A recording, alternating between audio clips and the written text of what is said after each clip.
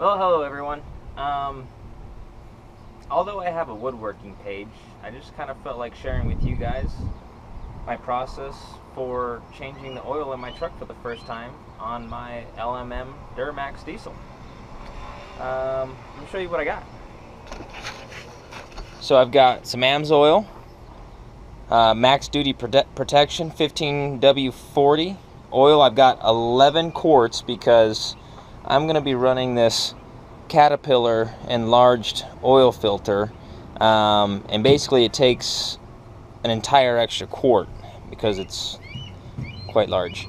I've got the adapter here from Karents Transport. There's a nipple in there already that I'm going to have to remove and install this bad boy to accept the larger mouth of this filter. Also, the instructions recommend that you torque it down to a good 20 foot-pounds with the torque wrench, which I think some people go by the good and tight process. I'm a firm believer in torque specs, and there's a reason for them. So I've also got my drain pan, got some extra sockets. Speaking of which, I need to go grab the wrench I set up.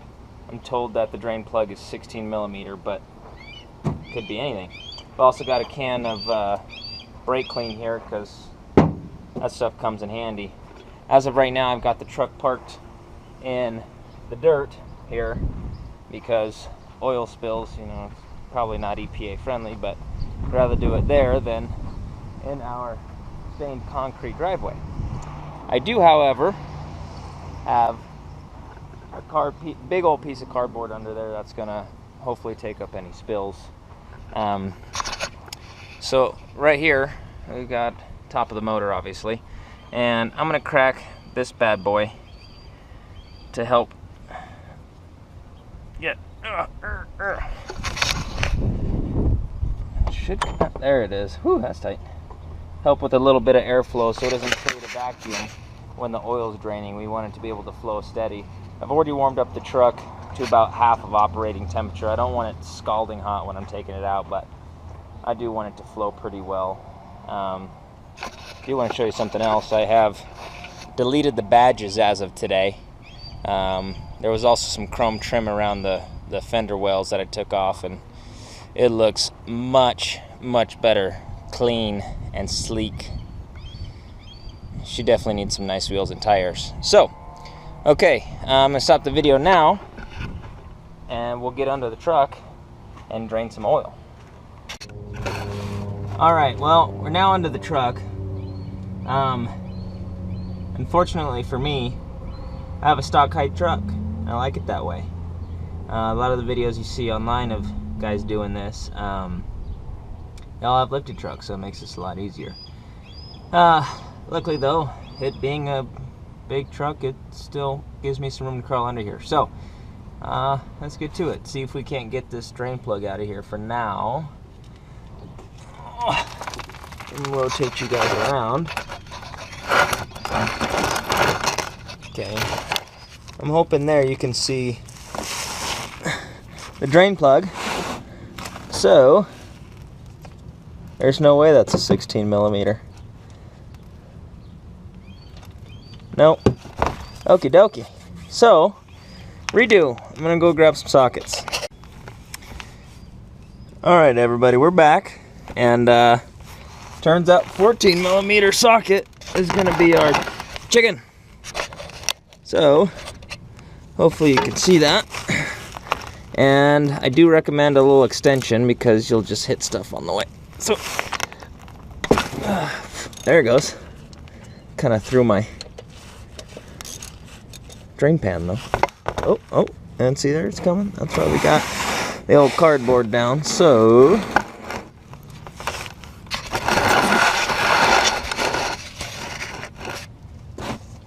see, there's no clean way of doing things like this, but it's also why I wore gloves. Big help. Hopefully it doesn't spray my eye. Woo! God, is that a flow or what? and it's very black. Very, very black. Granted, diesel is its own animal, but come on, please drain. Don't overflow. Uh-oh.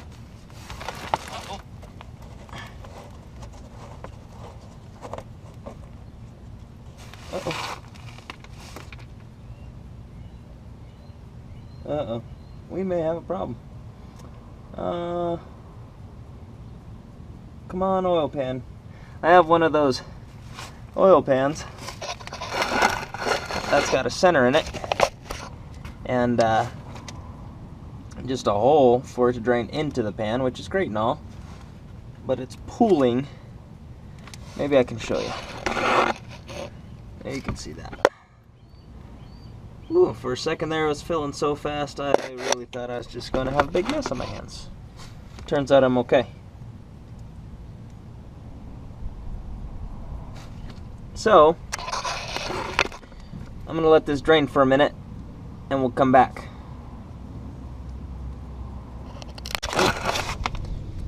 Okay, so I've been letting the oil in the pan drain. I've been trying to figure out how I was going to loosen the oil filter. And I don't own an oil filter wrench, or chain, or anything like that. I normally just He-Man it off, because I do them myself, and I know to hand tighten them, and I can normally just get them off by hand. Somebody put this one on pretty good. So I was trying to get clever without having to go to the auto store. So I went into the shop and thought to myself, what could I use? And I thought of this. I hope you can see it. A woodworking clamp on the filter, and I already moved it a little bit, but I want to show you. I just cranked down on it and used this as leverage. I was able to start turning it. So now, let's see if I can set you guys up here.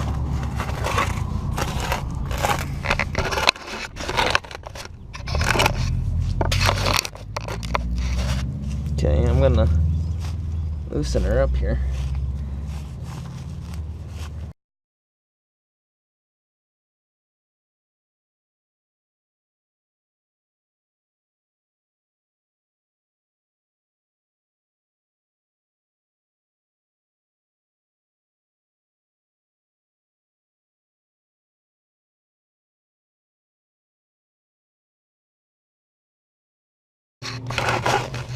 Alright, well, while you guys are gone, I managed to use the woodworking clamp to get that oil filter off. Just had to get a little more violent with it. It worked out. Needless to say, I'll be purchasing an oil filter wrench of some type before the next oil change. Then again, like I said, when I do my own oil changes, I do them on by hand, and usually I can get them off by hand, and it's a much larger filter, so I should be able to get a grasp on it. But you know, when there's a right tool for the job, that's what you should use. So next step in this upgrade for the oil filter is, let me put you guys pointing up there. If you can see it, this is the old nipple for the old style filter. So what we're going to do here is we have to get that guy out. The manufacturer of the part said use a 1/2-inch internal pipe wrench, which is a cool tool, but not many people own that.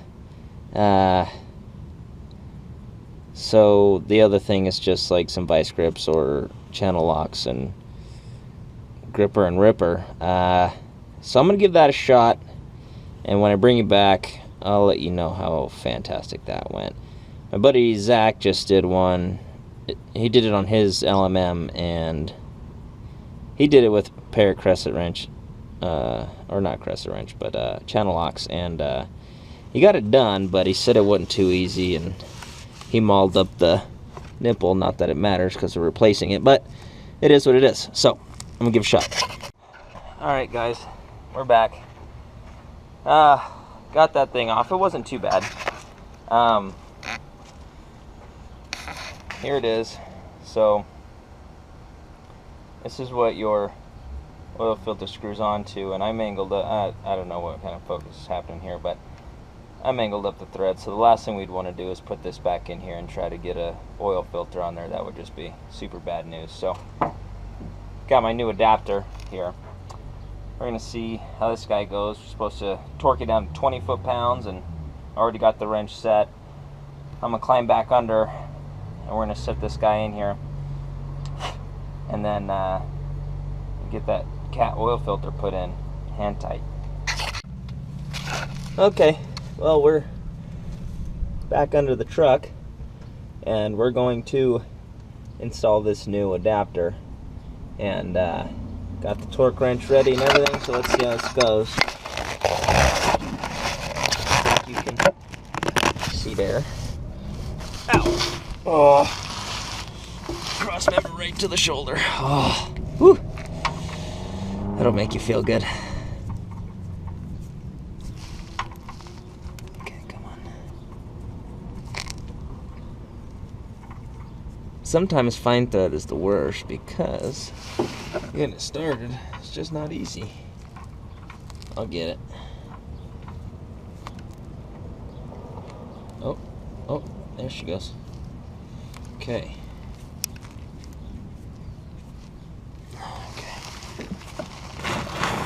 Back to the oil filter or oil pan.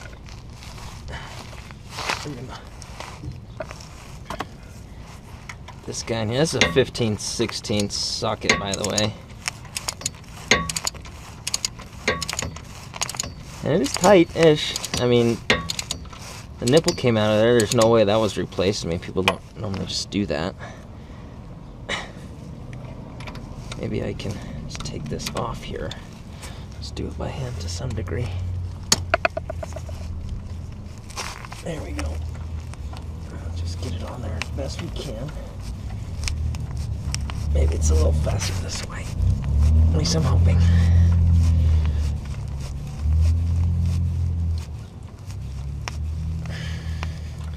It's really good machining, I guess, is what causes the tightness. It's a good and bad thing, I don't know. Okay, so now we're back on here, so I'm gonna start going. Oh, there's our 20 foot-pounds.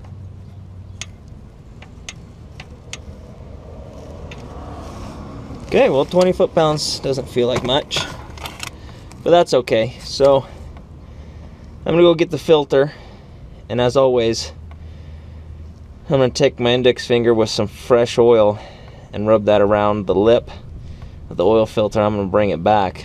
What I'm also gonna do is spray some brake clean on a rag, and I'm gonna clean the surface of the contact point where the oil filter gasket meets the engine block. So we want a good clean seal there. And when I come back, we'll screw on the oil filter. Okay, so got the oil filter in my hand. This giant yellow caterpillar monster here. Got a clean surface, so let's get this guy on here.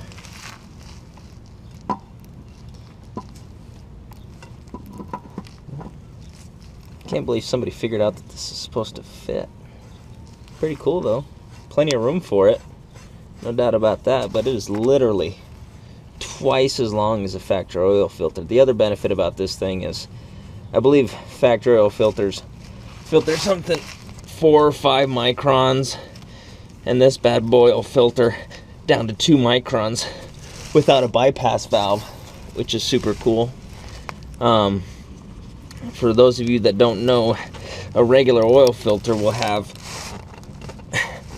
a valve that once the filter starts to get clogged and it can't push the oil through the filter itself, a valve will open up and just let the oil flow through without passing through the filter part. And we would never be able to know if that valve opens and we're letting contaminated oil just run through our motor. It's basically like running liquid sandpaper through the engine. So that's pretty awful. This bad boy doesn't have that. So what they say is you'll see a little more oil pressure. However,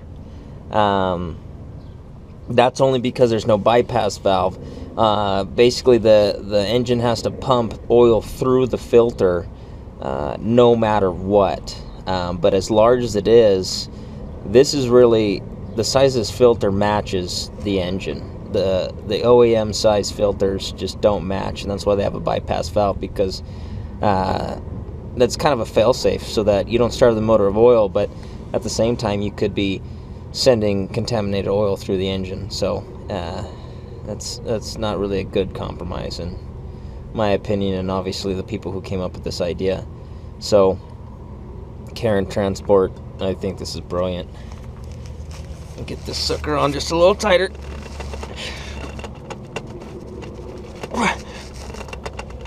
Okay, it's about as good as I can get. Maybe you can see it right here. It actually says to lube it, spin it on, and then one full turn past that. So I think that's basically what I have. But if you can see this thing, I mean, it's just massive under here, which is, for us geeky gearheads, diesel lovers, it's pretty cool. Next adventure is going to be replacing this little mini guy and doing a transmission flush. Not necessarily flush, but an oil change.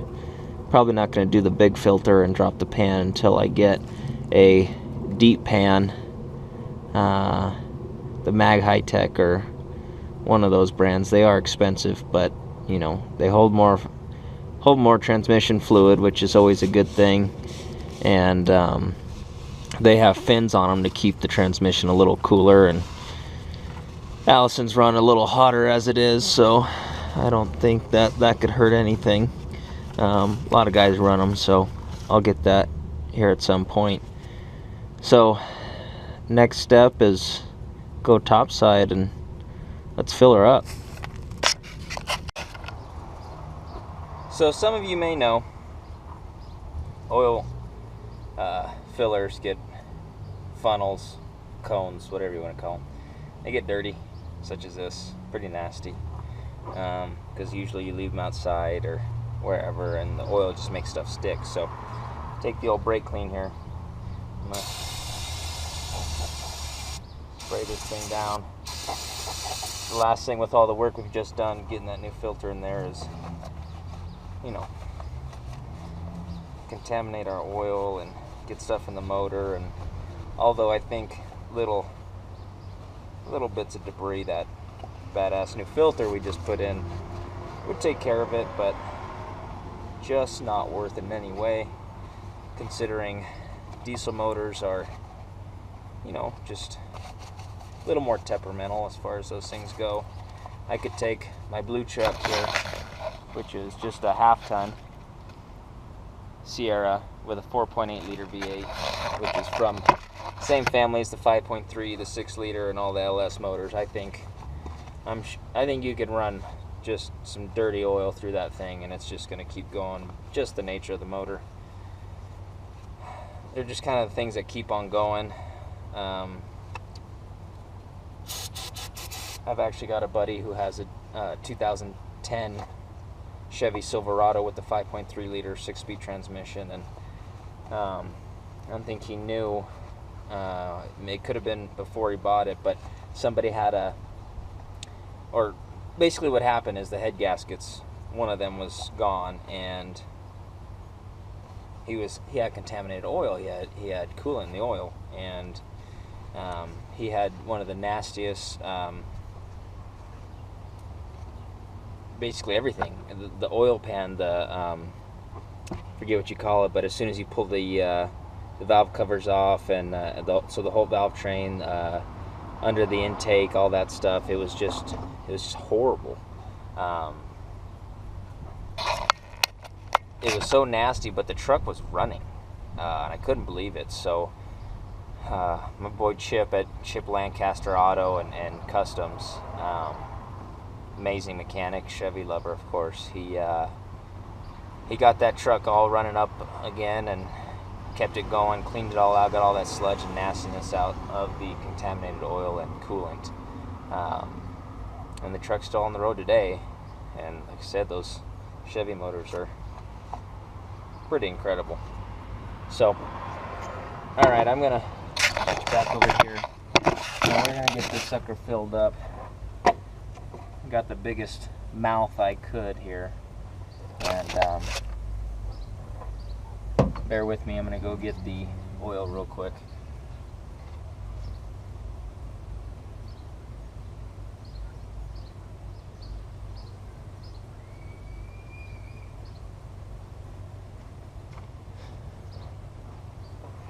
Okay, so I've got a gallon, or no, what is this?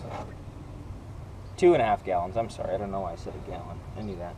And then I've got the extra quart, which makes 11 quarts total.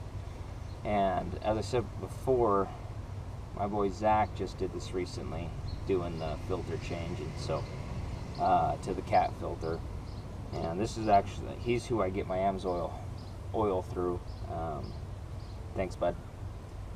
So he's just did that recently, and he said 11 quarts was perfect, even after driving it the next day and checking it. So I'm not gonna really worry too much. I'm just gonna go ahead and pour everything in here, and then we're gonna fire up, make sure everything's good.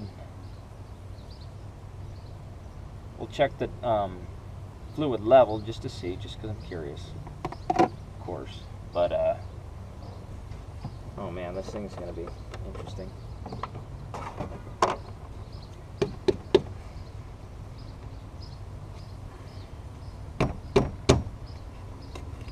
Got quite the seal there. I guess it makes sense. There's a lot of oil behind that. So,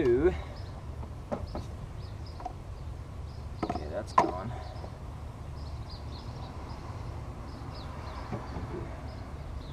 I hate pouring oil because I almost always get it everywhere. So let's see how this goes. Oh, almost happened. Told you. Hopefully this funnel doesn't fall out. Oh, you son of a... Just be good to me. First oil change. Just trying to be good. Flows really well though. For being a 1 gallon jug, I've never seen oil flow this well. Or a 2.5 gallon, I'm sorry, I keep saying that.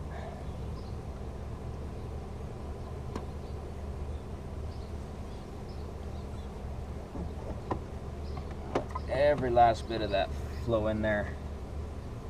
Luckily with these synthetics, they flow so well that it's not like the old conventional oil, like 1030 and a Chevy 350 or something, where you're sitting there letting it drip for days because it's kind of syrupy and kind of sticks, which is good for those old motors. You don't run synthetic in those old ones.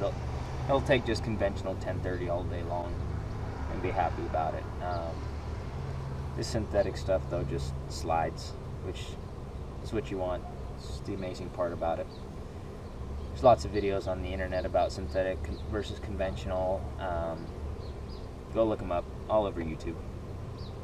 You can spend hours engulfing yourself in oil brands and stuff like that. The reason I went with AMSOIL is because AMSOIL is a good brand, and I got a good deal from my boy Zach since he became a wholesaler, so that kind of helps me out.